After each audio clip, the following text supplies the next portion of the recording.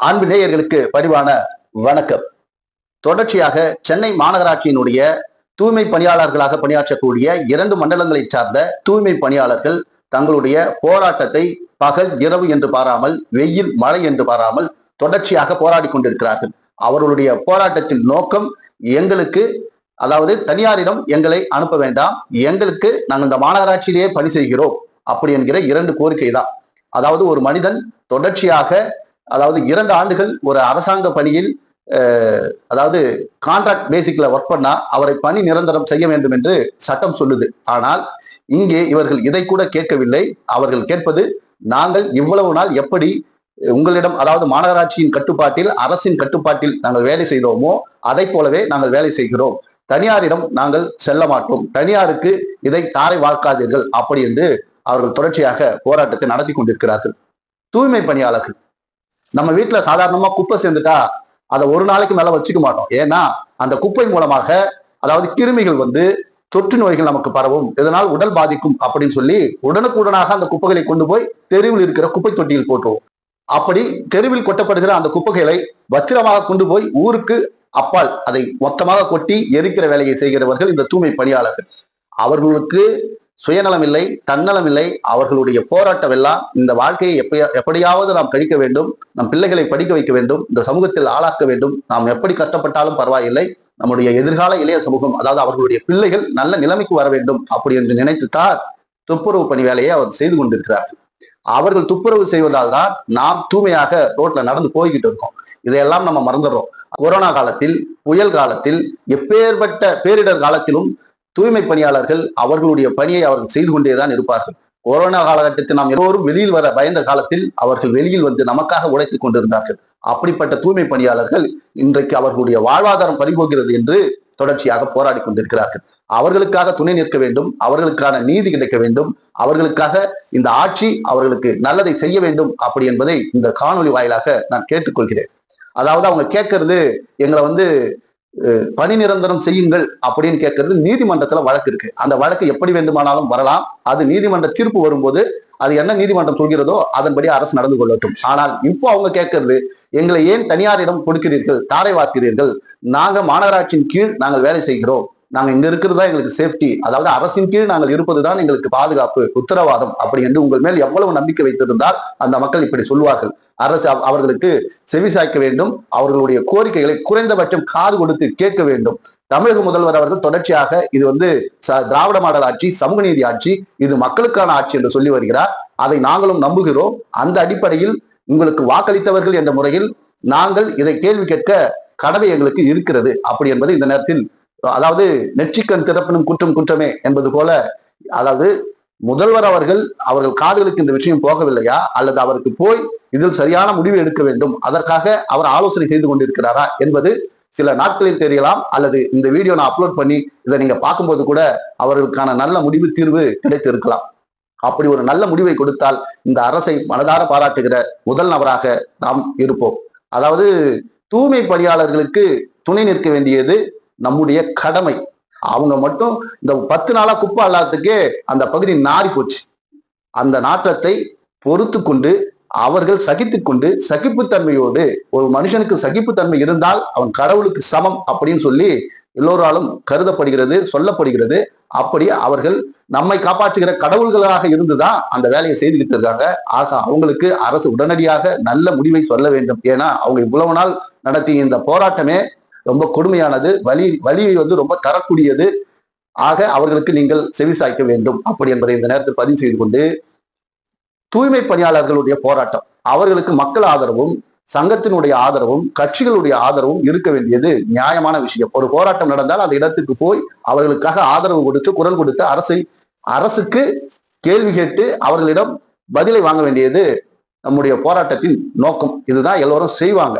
ஆனால் நான் சேகர் பாபு அவர்கள், அறநிலையத்துறை அமைச்சர் மாண்புமிகு சேகர் பாபு அவர்கள் ஒரு பத்திரிகையாளரை பார்த்து, நீ என்ன நீளமா, உனக்கெல்லாம் பதில் சொல்ல முடியாது அப்படின்னு கோபமா பேசின உடனே, என்னடா ஒரு மாண்புமிகு அமைச்சர், தமிழ்நாட்டினுடைய அறநிலையத்துறை அமைச்சர், யார் கேள்வி கேட்டாலும் பதில் சொல்லக்கூடிய கடமை அவருக்கு இருக்கு. அப்படி இருக்கும்போது இவர் இப்படி கோபமாக பேச வேண்டிய அவசியம் என்ன அப்படின்னு யோசிச்சு பார்த்தேன். முதல்ல பார்க்கும்போது எனக்கு மாண்புமிகு சேகர் பாபு அவர்கள் தவறு செய்திருக்கிறார் அப்படின்னு தான் தோணுச்சு. ஆனா அதுக்கப்புறமா தான் நான் பார்த்தேன், அந்த கேள்வி கேட்ட நபர், அந்த நீலம், அந்த தொலைக்காட்சி நீலம், அந்த அமைப்பு, அதாவது ரஞ்சித் அண்ணன் உங்க மேல எனக்கு மிகுந்த மரியாதையும் பாசமும் அன்பும் எல்லாம் இருக்கு. அந்த உரிமையோடு நான் உங்களை கேட்கிற கேள்வி, அதாவது அந்த துப்புரவு பணியாளர்களுடைய கோரிக்கை, குறைந்தபட்ச கோரிக்கை என்னன்னு உங்களுக்கு தெரியுமா? அவர்கள் பணி நிரந்தரம் வேண்டும் என்று ஒருபோதும் அவர்கள் கேட்கவில்லை. அவர்கள் கேட்பதெல்லாம் எங்களுக்கு இதுவரைக்கும் நாங்க எப்படி வேலை செய்யறோமோ அப்படியே நாங்க வேலை செய்யறோம். அரசாங்கத்தின் கீழ் வேலை செய்யறோம். தனியாரும் நீங்கள் எங்களை தாரை வார்க்க வேண்டாம். இதுதான் அவங்களுடைய கோரிக்கை. அதாவது எங்களை அரசு பணியாளராக ஆக்க வேண்டுமா இல்லையா என்று நீதிமன்ற முடிவெடுக்கும். நீதிமன்ற முடிவுக்கு நாங்கள் கட்டுப்படுகிறோம் அப்படி என்பதுதான் அந்த மக்களுடைய கோரிக்கை. ஆனால் இதை மழுங்கடித்து அவர்களை மூளை செலவை செய்து அந்த கூட்டத்துக்குள் போய் நின்று கொண்டு நீலம் என்கிற ஒரு அந்த மைக்கு கையில வச்சுக்கிட்டு தமிழகத்தை ஆளக்கூடிய யாராக இருந்தாலும் அவர்களை கேள்வி கேட்க வேண்டிய உரிமை நமக்கு இருக்கு. அதை நாகரிகமாக நியாயமாக கேட்க வேண்டும். ஆனால் நீலம் என்பது ரஞ்சித் அண்ணன் அவர்கள் நடத்துகிற அந்த அமைப்பு. அந்த அமைப்பில் இருந்து ஒருவர் பேசுகிறார், முதலமைச்சர் அவர்கள் சாக வேண்டும் என்ற அளவுக்கு வெறிகுண்டு அவர் மேல் இருக்கிற ஒட்டுமொத்த காழ்ப்புணர்ச்சியும் அவர் கொட்டி அநாகரிகமாக பேசுகிறார். இது நியாயமா?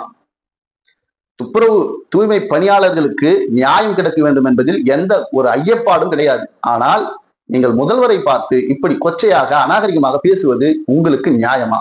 இப்ப பேசுறீங்களே, அதிமுக ஆட்சியில் அரசியல் அந்த அறிவே இல்லாமல் மக்களால் தேர்ந்தெடுக்கப்படாமல், அதாவது பணத்தால் முதல்வரான, தவழ்ந்து முதல்வரான எடப்பாடி பழனிசாமி அவர்கள் பிஜேபியினுடைய வார்த்தைக்கு கட்டுப்பட்டு அவர்களுடைய சொல்லுக்கு ஆடி 10 மண்டலங்களை, அதாவது எப்படின்னா 10 மண்டலங்களை தனியாருக்கு தாரை வார்த்து கொடுத்தார். துப்புரவு தூய்மை பணியாளர்களுடைய அந்த 10 மண்டலங்கள் அந்த பணியாளர்கள் அங்கதான் மாத்தி விட்டாங்க. அப்போ எங்க போனீங்க? ரஞ்சித்தனா, உங்களை பார்த்து நாங்க கேள்வி கேட்போமா இல்லையா? நீங்கள் போராடுங்கள், ஒடுக்கப்பட்ட எளிய மக்களுக்காக களத்தில் இறங்கி போராடுங்கள், உங்கள் பின்னால் நாங்களும் நிற்கிறோம். ஆனா நியாயமா பேசுங்க. அப்போ எங்க போயிருந்தீர்கள்? அப்பவும் இதோ பேரோடும் புகழோடும் நீளம் அமைப்போடும் நீங்கள் இருந்தீர்கள். இந்த தூய்மை பணியாளர் பணியில எல்லா சமூக மக்களும் உள்ளே பணியாற்றினாலும் 90% மக்கள் கிட்டத்தட்ட ஒடுக்கப்பட்ட மக்களாக, தாக்கப்பட்ட மக்களாகத்தான் இருக்கிறார்கள்.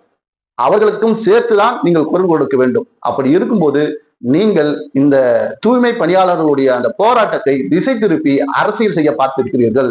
நீங்க தான் வாக்கு அரசியலே இல்லையே, நீங்க ஏன் இந்த வேலையை பாக்குறீங்க? அவங்களுக்கு கிடைக்க வேண்டிய நியாயமான அந்த நீதியை கூட காலதாமதப்படுத்துவதற்கு உங்களுடைய செயல் அமைந்துவிட்டால் அது உங்களுக்கு தானே கஷ்டம்.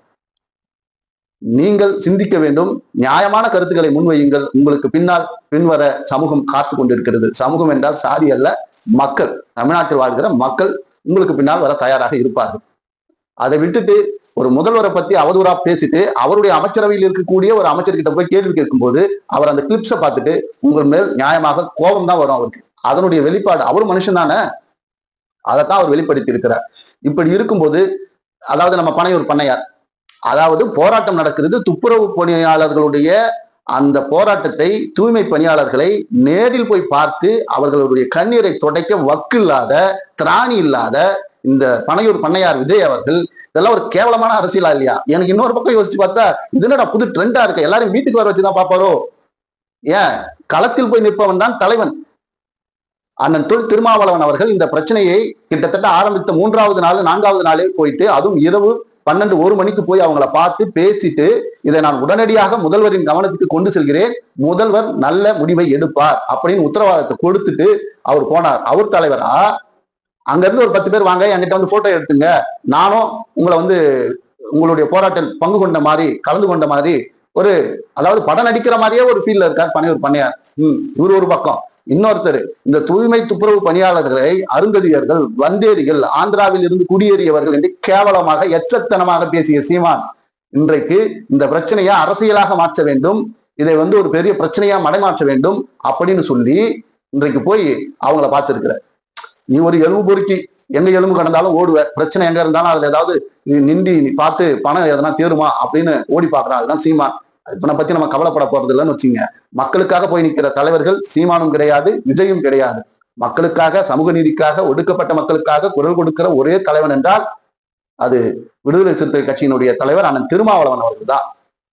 அவர் வந்து பெரிய பரபரப்பெல்லாம் ஏற்படுத்தல. மக்கள் போராட்டம் பகல்ல போனா கொஞ்சம் சென்சிட்டிவ் ஆயிடும், இரவுல போறாரு, 12-1 மணி அளவுல போய் அவங்களை சந்திச்சு அவங்க கிட்ட பேசிட்டு வர்றாரு. அவர் தலைவரா ஒரு மீடியா அரசியல், வீட்டுக்குள்ளேயே உட்காந்துக்கிட்டு வீடியோ எடுத்து அதை அரசியல் பண்ற பனையூர் பணியார் அரசியலா? அறிவுள்ள தமிழ் சமூகம் புரிந்து கொள்ளட்டும் யார் தலைவர் என்பதை. அதே போல திராவிட முன்னேற்ற கழக அரசும் ஒன்று ஞாபகம் வைத்துக் கொள்ளுங்கள். நீங்கள் உங்கள் கழக தொண்டர்களை, அதாவது கிளையில் ஊராட்சியில் ஓட்டு கேட்கக்கூடிய அந்த தொண்டனை ரொம்ப சங்கடப்படுத்துறீங்க. நீங்கள் மேல்மட்ட அளவில் செய்கிற அந்த பிரச்சனைகளுக்கு எல்லாத்துக்கும் இங்க வாக்கு சேகரிக்க போகிற தொண்டன் தான் கஷ்டப்படுறான். அவர் என்ன பண்ணிட்டாருன்னு கேட்கிறான். யாரு? வாக்காளன் வந்து திராவிட முன்னேற்ற கழக தொண்டனை பார்த்து இந்த மாதிரி நடந்தது, இந்த பிரச்சனைக்கு என்ன பண்ணாங்கன்னு கேட்கும்போது அதுக்கு பதில் சொல்ல வேண்டிய கடமை அந்த தொண்டனுக்கு தான் இருக்கு. அந்த வாக்காளனை திருப்திப்படுத்தி உதயசூரியனுக்கு ஓட்டு போடுங்கள், திராவிட முன்னேற்ற கழகத்தின் கூட்டணி கட்சியான பானைக்கு ஓட்டு போடுங்கள், கை சின்னத்துக்கு ஓட்டு போடுங்கள் அப்படின்னு சொல்ல வேண்டிய கடமை விடுதலை சிறுத்தைகளுக்கும் திராவிட முன்னேற்ற கழக உடன்பிறப்புகளுக்கும் மார்க்சிஸ்ட் கம்யூனிஸ்ட் கட்சியினுடைய தோழர்களுக்கும் இருக்கு. நீங்க தலைமையில் செய்கிற ஆட்சி அதிகாரத்தில் இருந்து கொண்டு நீங்கள் செய்கிற சில தவறுகளுக்கு இந்த ஒடுக்கப்பட்ட மக்களுக்காகவே குரல் கொடுக்கிற தலைவர்கள் பலியாகி போகிறார்கள். ஆக நீங்கள் இந்த விஷயத்தில் ரொம்ப கூர்மையாக கவனமாக முதலமைச்சர் அவர்கள் செயல்பட வேண்டும். அவர் நிச்சயம் செயல்படுவார் என்ற ஒரு நம்பிக்கையில் இந்த நான் காணொலியை பதிவு செய்து கொண்டிருக்கிறேன். ஏனென்றால் மக்கள் வழிபுரிந்த தலைவர்கள் எல்லோரும் அவரோடு இருக்கிறார்கள். முதல்வர் அவர்களும் மக்களின் வழி உணர்ந்து ஆட்சி செய்து கொண்டிருக்கிறார். அந்த நம்பிக்கையில் நிச்சயமாக ஆகஸ்ட் 15க்குள் அவர்களுக்கான முடிவு கிடைக்கும். அவர்களுக்கு அவங்க கேட்கறது ஒண்ணுமே இல்லை, நாங்க இப்படியே இருக்கிறோம், நாங்க இப்படியே வேலை செய்யறோம் சார். அதாவது எத்தனையோ கோடி எவ்வளவோ கோடி ஊழல் நடக்குது, என்னென்னமோ பண்ணுது கருமா, அதெல்லாம் விட்டு தள்ளுங்க. இந்த மக்கள் தூய்மை பணியாளர்கள் இவங்க மட்டும் எவ்வளவு முக்கியம் தெரியுமா? அவங்க மட்டும் இல்லைன்னா இந்த தமிழ்நாடு, இந்தியா, உலகத்தில் இருக்கிற தூய்மை பணியாளர்கள் எல்லோரும் வேலை செய்வதை நிறுத்தி விட்டால் உலகம் அழிந்தே போய்விடும். தமிழ்நாட்டில் தூய்மை பணியாளர்களை மதிக்க வேண்டும், அவர்களை நேசிக்க வேண்டும், குறைந்தபட்சம் அவர்களுடைய உணர்வுகளுக்கு மதிப்பளிக்க வேண்டும். அவங்க கேட்கறது நாங்க இங்கே வேலை செய்யறோம், எங்களை தனியாருக்கு தாரை வாக்காதீர்கள், எங்களுக்கு நீதிமன்றம் அரசு பணி கொடுக்க வேண்டும் என்றால் அதற்கு நீங்கள் செவிசாயுங்கள், அப்படி இல்லை என்றால் நாங்கள் இப்படியே இருந்து விடுகிறோம் அப்படின்னு தான் அவங்க சொல்றாங்க. இதுக்கு நடுவுல உள்ளாட பூந்து நிறைய பேர் வந்து இதை அரசியலா மாத்துறாங்க. பல பேர் வந்து நிரந்தர பணி வேண்டும் அப்படின்னு இந்த பிரச்சனையை போதாகரமாக்கி கூர்மைப்படுத்துறோம் என்ற பேர்ல அந்த மக்களுக்கு பிரச்சனையை தான் ஏற்படுத்துறாங்க. பாதிக்கப்பட்டவனுக்கு, பசிக்கிறவனுக்கு தான் அதோட வலி வேதனை எல்லாம் தெரியும். வந்து சும்மா பகல்ல கூட நின்றுட்டு 1 மணி நேரம் மைக்கில் பேசிட்டு அவர் குடிங்க மாதிரி போயிடுவாங்க அவங்க எல்லாம். ஆனால் மக்களுடைய கஷ்டத்தை நீங்கள் மதிக்கவில்லை என்றால் அவர்கள் உங்களை தூக்கி எறிய தயங்க மாட்டார்கள்.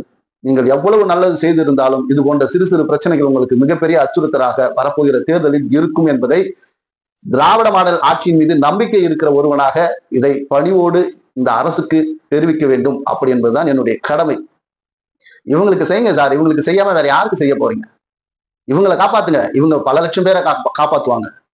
இவங்களுக்கு அரசாங்க வேலையே கொடுக்கலாம் என்பதுதான் என்னுடைய ஆழமான கருத்து, அதாவது ஆணித்தரமான கருத்து. இவங்களுக்கு கவர்மெண்ட் வேலை கொடுக்காம வேற யாருக்கு சார் கொடுக்கறது?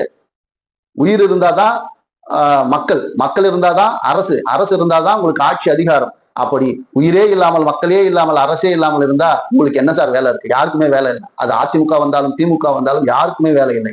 அண்ணா திராவிட முன்னேற்ற கழகம் 10 மண்டலத்தை கொடுத்தாங்க, நாங்க 2 மண்டலத்தை தானே கொடுத்தோம் அப்படின்னு சப்பக்கட்டு கட்டாம நாங்கள் அந்த 2 மண்டலத்தை கூட கொடுக்க மாட்டோம் அப்படி என்று முதல்வர் அவர்களுக்கான நீதியை உடனடியாக வழங்க வேண்டும், அவர்களுக்கான அந்த கஷ்டத்தை போக்க வேண்டும் என்று இந்த நேரத்தில் அதாவது பணிவோடு தூய்மை பணியாளர்கள் சார்பாக கேட்டுக்கொண்டு, ரொம்ப அழுத்தமா காரமா வேகமா வீடியோ போடல.